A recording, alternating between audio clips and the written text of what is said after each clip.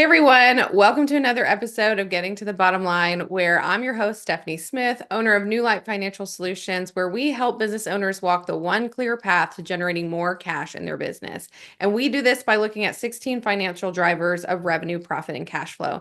But of course, there are other things that either drive those drivers or just influence your cash flow, and I would say mindset, because that's what we're talking about today, just in general, which is why I have this podcast to put into perspective the different things that can impact your bottom line. And I'm so excited to have with me today Pericles Rellas.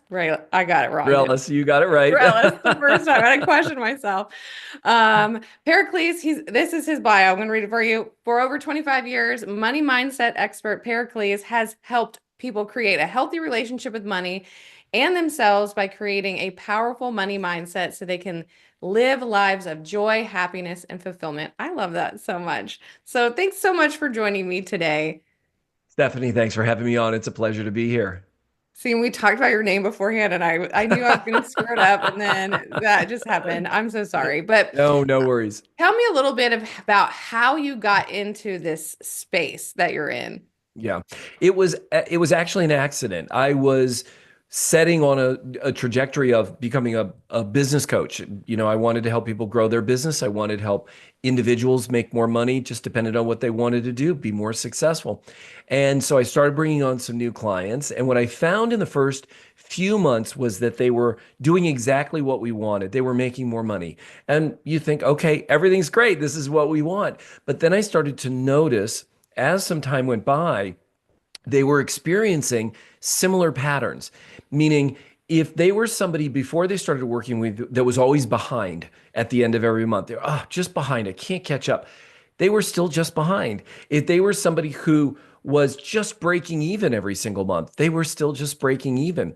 Or if they were someone who was constantly stressed about money, they were still stressed about money, and none of it made any sense because you make more money, you think all these problems go away, but they didn't. They actually kept getting worse.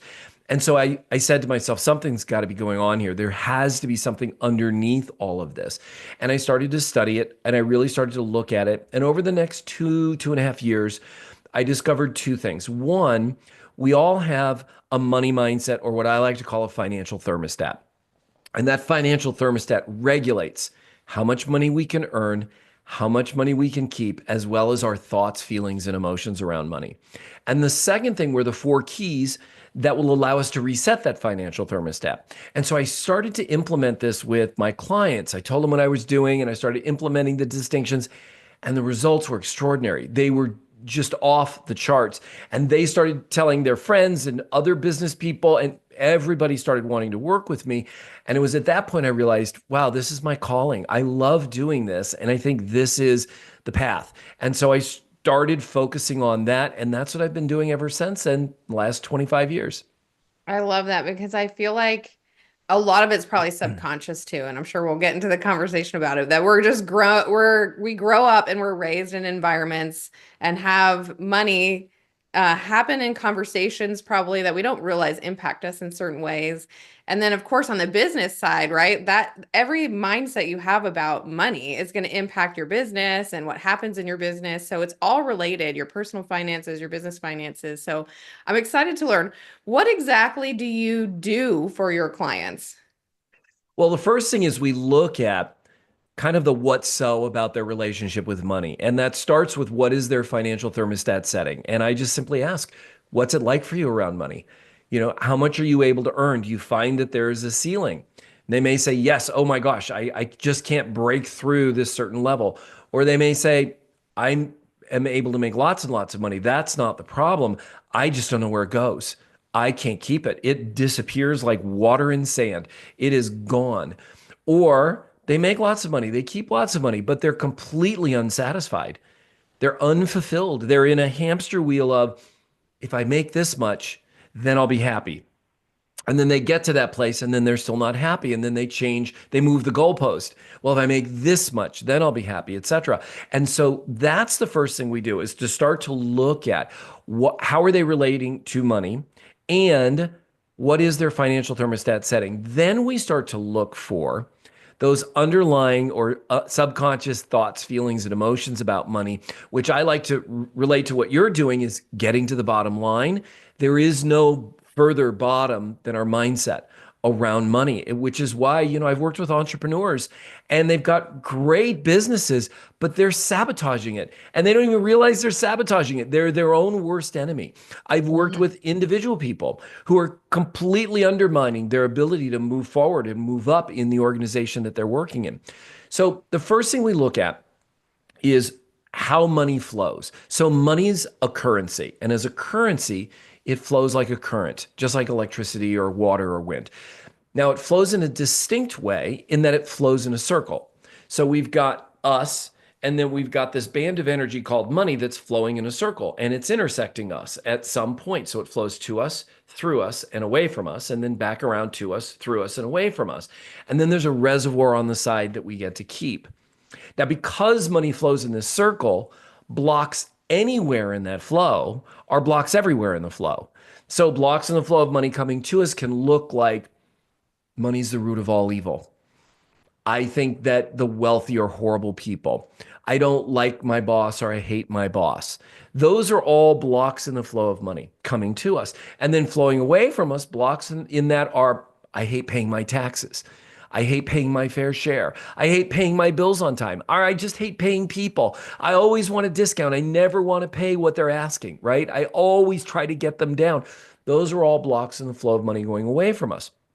Blocks in the flow of money going to our reservoir on the side can look like I don't deserve it. I'm not worthy. I'm not smart enough. All of those things can be in play. And so then we start to look at, okay, well, here's a specific block. Now, what do? We clear it.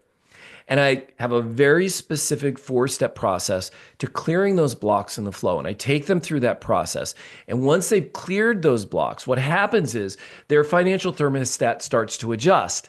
And it starts to adjust for more money. It starts to adjust for more that they can keep. And it starts to adjust for how they feel about money. They no longer have stress or anxiety. They no longer have this sense of unworthiness. They have a different relationship with money. And it's at that point where everything changes because now they are no longer searching for money to make them happy or get them security or a sense of joy and happiness. They've already got that. And then it's like, oh my gosh, well, I already have what I wanted money for. Now, what do I do now that the money's starting to flow? What do I do with this money? I don't need to go spend it on this or that or all these other things. I have a whole different relationship with money. I have a whole different relationship with myself. And ultimately, I have a whole different relationship with the world around me. Wow, that sounds amazing because I'm sure everyone has at least one of those things, right, that they Mm. have to deal with or they're working through. I would love to know, would you be willing to share your 4-step process or a little bit about what that looks like, right? Because I could probably tell you I might have one of those blockers, and I was hoping you'd it's ask weird to me. think that you could overcome it, right? How do you get past it?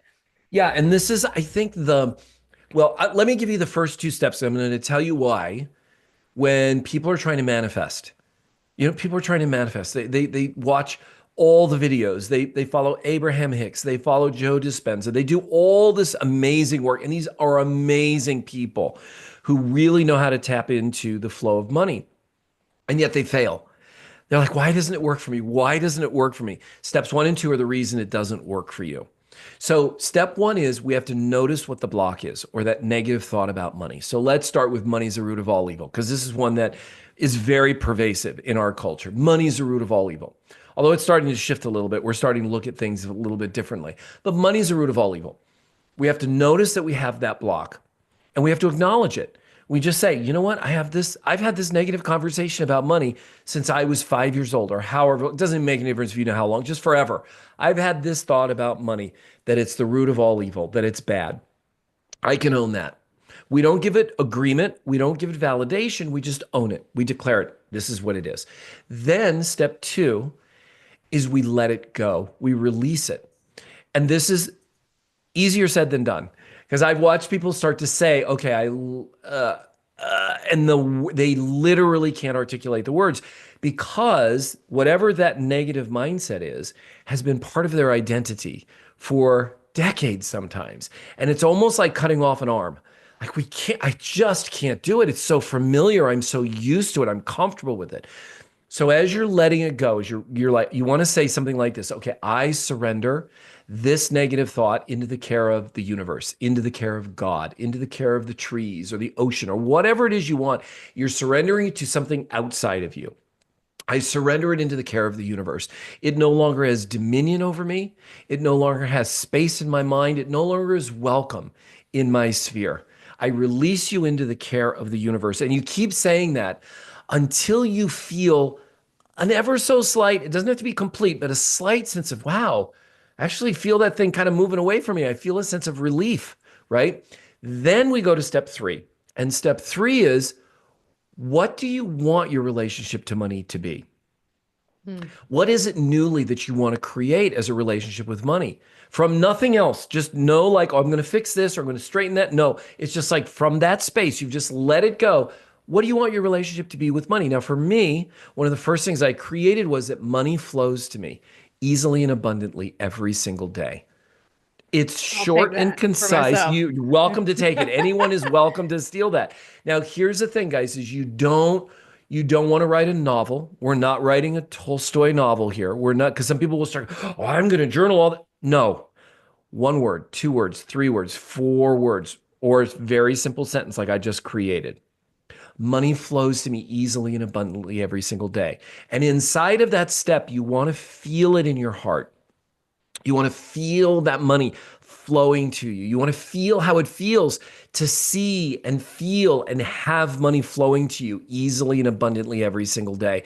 You want it kind of like when you see the person you love more than anything else in the world walk into a room, you feel that sense of love. That's how you want to feel about money in that moment. And then step four, and this is super important, is you want to go out into the world and be watching for it to manifest. We want to be looking for that new relationship with money manifesting in our lives. And this is a step that if we forget, you're going to really make it harder for it to manifest. So if you go out in the world and you see a penny on the ground and you say, oh, yeah, I'm not picking that up. Well, you've just undone all that work that you just created because you really don't want money to flow to you easily and abundantly every single day.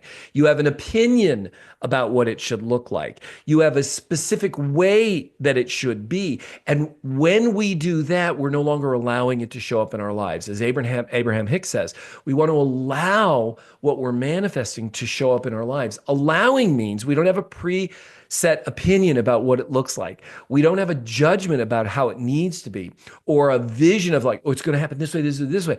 We don't know how it's going to happen. We've never done it before. So allow it to show up and be watching for it. So you see a penny, pick it up. Oh, thank you. Thank you. Thank you for having money flow to me easily and abundantly every single day. You have somebody start talking about a business adventure. Well, listen to what they're saying. Don't kill it off right away. You don't have to say yes to it, but be open to it. Listen for what are they talking about? It could spark something in you that you never thought of before that may not have anything to do with them, but be something that you go create on your own. We never know. So you want to be looking for those things, acknowledging those things, being grateful for them, because the more gratitude we have, the more things we have in our life to be grateful for. One year, I found almost $800 in found money just by Wow. going through my day to day life, looking for money, picking it up, saying thank you.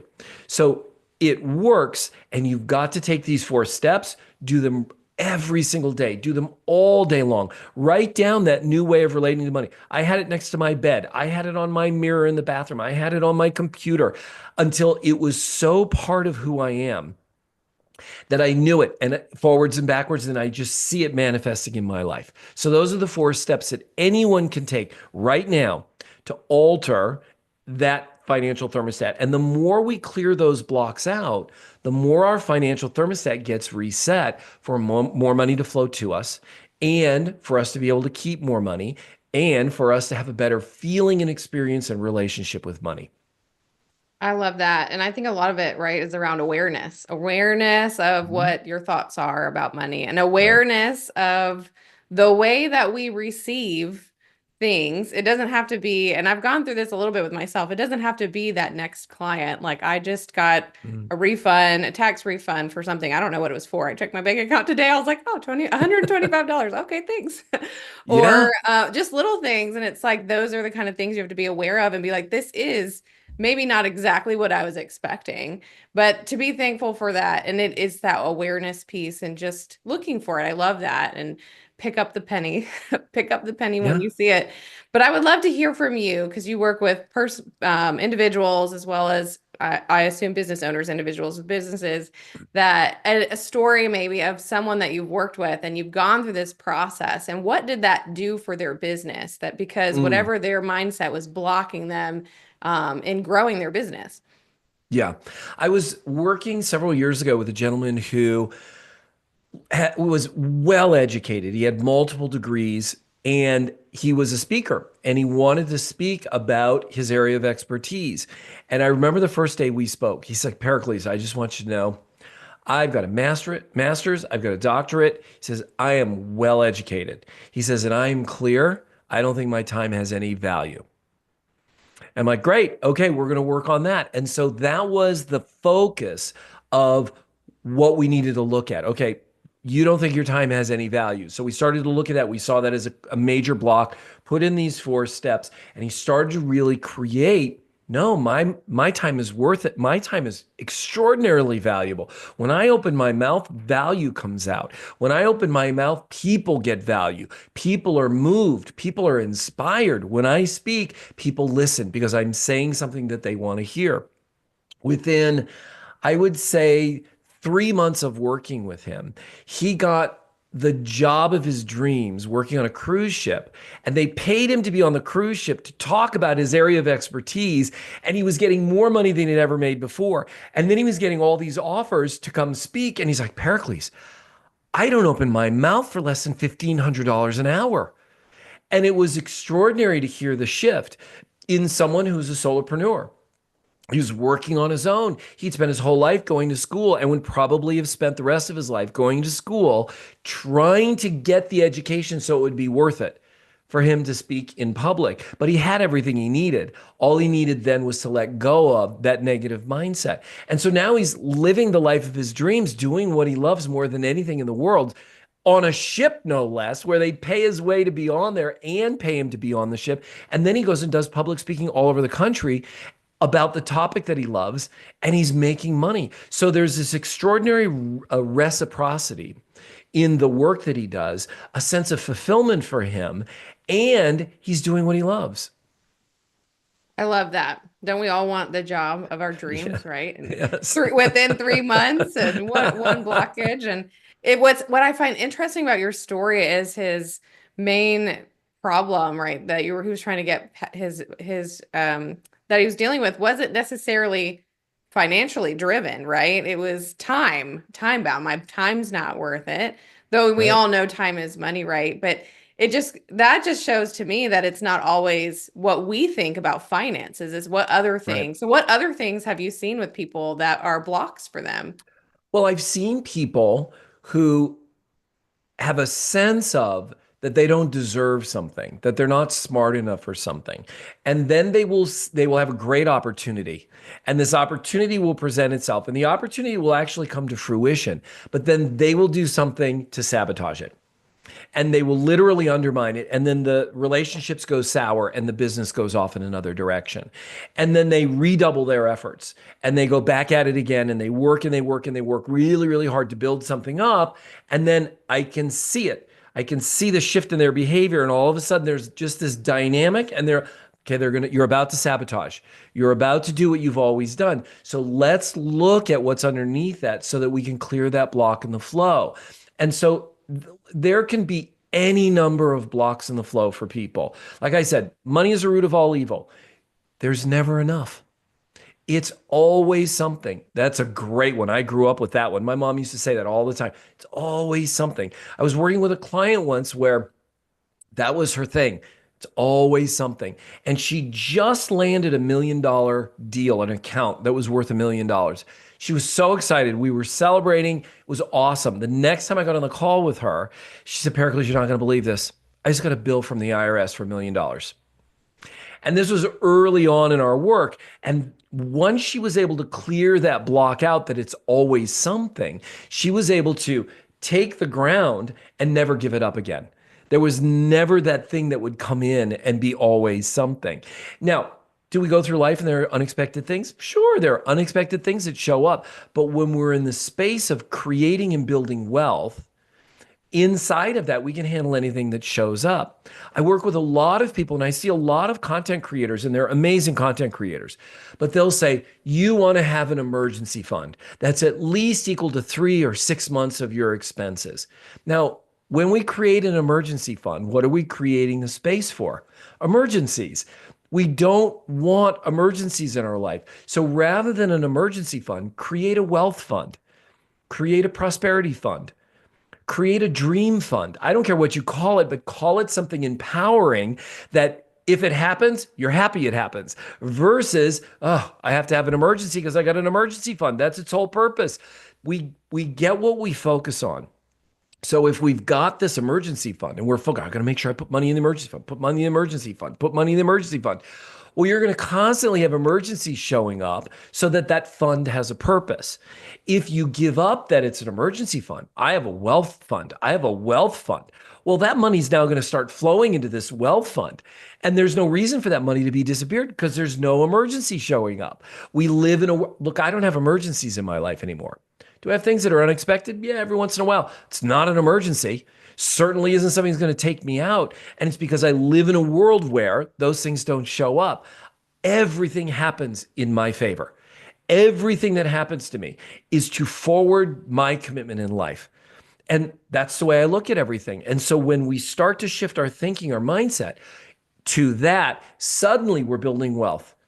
We're creating the world that we want, and we're creating the kind of joy and happiness that we want, both with the money that we have, but also, and this is where it gets deeper, in our spiritual relationships with ourselves, the world around us, the people around us, and with whatever that is for you that you want to be connected with, whether it's your higher self, whether it's God, whether it's the universe, whether it's something else.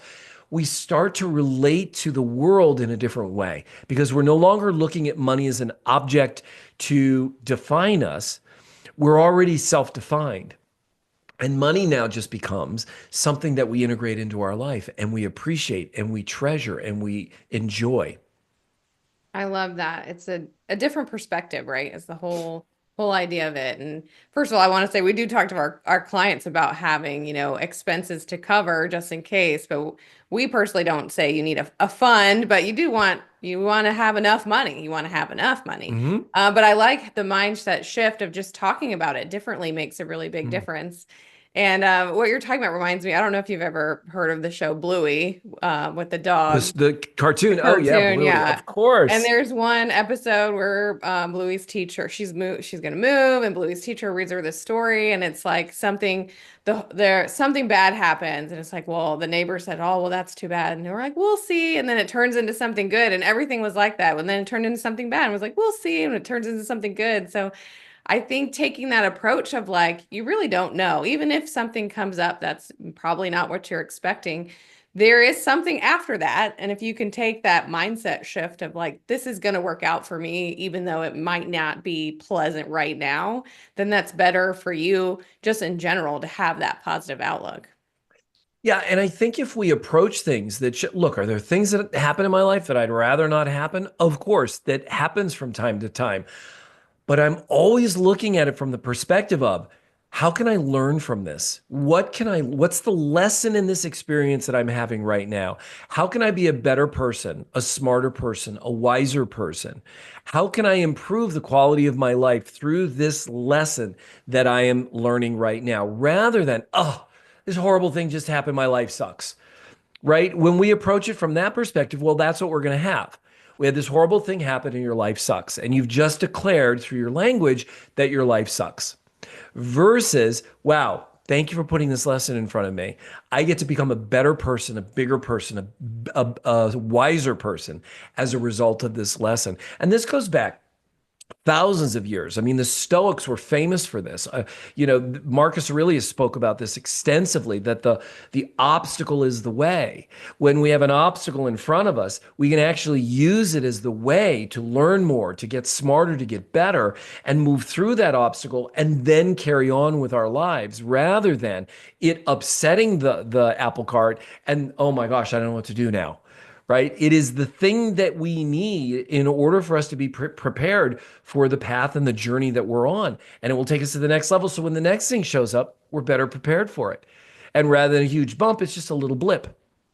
I love that. And oh man, I was thinking one thing. There's a book called The Gap versus the Gain, which I love. It's talking about um where you came from versus where you're going, right? We've come from all these places. But I was going to say, from a business owner's perspective, this happens all the time, right? You didn't get that client, you got that no. And instead of being really upset about it, it's like, well, maybe I can learn something from it. And it's just going to Right. make you better next time. And as a business owner, that in general will help you have a better business because it will help you be a better person and learn to grow in a different kind of way. Absolutely. And it's important for us to know that sometimes that client wasn't the right client for us. And because we're so committed and we're so clear of who we are and what we're creating in our world, that things will show up that oh, wow, this is great. But it's so inconsistent with what we're committed to that it falls apart. And when it does, we say, wow, that was not consistent with who I am and what I'm creating. And it had to go away so the next thing can show up. And that gives us an extraordinarily powerful place to stand versus we're the victims of everything that's going on. And another thing that I noticed with business owners sometimes is they will unknowingly hire people that are going to undermine the work that they're going to do. They'll make poor business decisions to undermine their success because they've got this negative block in the flow. And people maybe think, oh, well, that's crazy. Things don't work like that. Well, the reason I call it a financial thermostat is it works just like a thermostat. If you've got one in your room or your office or your home, you know what it is. It's set at 72 degrees. When the temperature gets too hot, the AC comes on, it just brings that room back down to temperature. That's all it does. It just regulates. And this is why 70% of all lotto winners go broke within the first 5 years. Their financial thermostat is not set for the amount of money that comes to them. And so what do? They just start spending it. They start buying and buying and buying. And within a short period of time, they're upside down and they're bankrupt. That is their financial thermostat doing what it can only do, which is take that money down to the place where it is set. And when we recognize that, and you were saying this earlier, when we bring that awareness to it and we start to notice the patterns in our lives, we all have patterns. And if you can notice those patterns and start to understand oh, I notice this happens every time this happens, I do this. And it gets undone. Okay, that's a block in the flow. Step 1, 2, 3, and 4. Put that into place. And now we've got a whole nother setting in our financial thermostat. It allows us to bring more money in, keep more of that money, but most importantly, have a different relationship to that money. I love this. And it's such a great conversation and a great starting place for a preparation, right? If I'm in the business of helping people grow and make more money, right? But you have to be ready to receive that money Yeah. and want it, right? And so I think this has been an awesome conversation about just getting to start thinking about what could be in your way and how can you prepare yourself to grow even more. Mm. So I'd love as we wrap up today, if someone wanted to get, I know we've talked a lot about this, but get started in the space, they don't really know where to begin. Like, what's the one key takeaway you hope people get from this conversation as it relates to their business and their Right. money? There is no one right answer for everyone. There's only the right answer for you right now. And find what that answer is. You can only find the answer when you start on the journey of exploration. I don't understand money. I don't understand how I relate to money. I don't understand how to run a business and all that it entails. Start to educate yourself. We live in a digital world where we can find anything. Do the research. If it's me, if it's someone else, I don't care what it is. Whatever it is, if it resonates with you, pull it towards you. If it doesn't resonate with you, walk away from it. I don't, if somebody says to you, I have the right answer for you, it's the only answer. If you don't do this, you're going to fail. Run. Because, like I said, there is no one answer for everyone. There's only the right answer for you and right now. And that answer can change later on in 6 months or a year. Be okay with that. So find first, bring that awareness, but then find the thing that speaks to you. Grab it. Take it for everything that you can. Apply it to your life and just keep moving with that momentum. And that's great. And I feel like mine for me first is awareness, right? Just look Hmm. out for the things Right. and look out for the money everywhere that it is. That penny Mm, on the ground, pick it up, say thank you, and be open and receptive. But I think for me too is the thought of like thinking, take the time to think about where you want to be. What do you want your relationship to with money to be like? What, mm. and then with that awareness, see where you line up. So this has been such a great conversation. I am excited. It gets me, I feel like I have some work to do on my own, but I hope everybody gets something out of this conversation because we could all use it.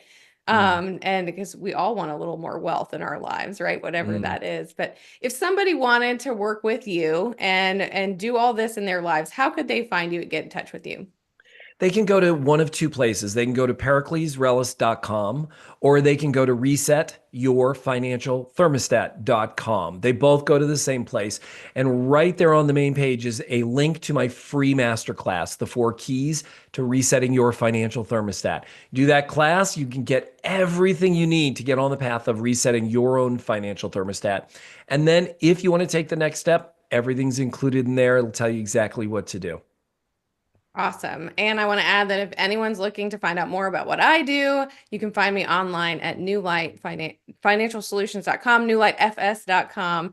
But that is all that we have today. I hope you guys all got something out of it and go to his website, go grab that masterclass so we can all make more money together because that's what we all need, some prosperous world. Mm. But thank you again for being on the show with me today. Stephanie, thank you for having me on. It's been a pleasure.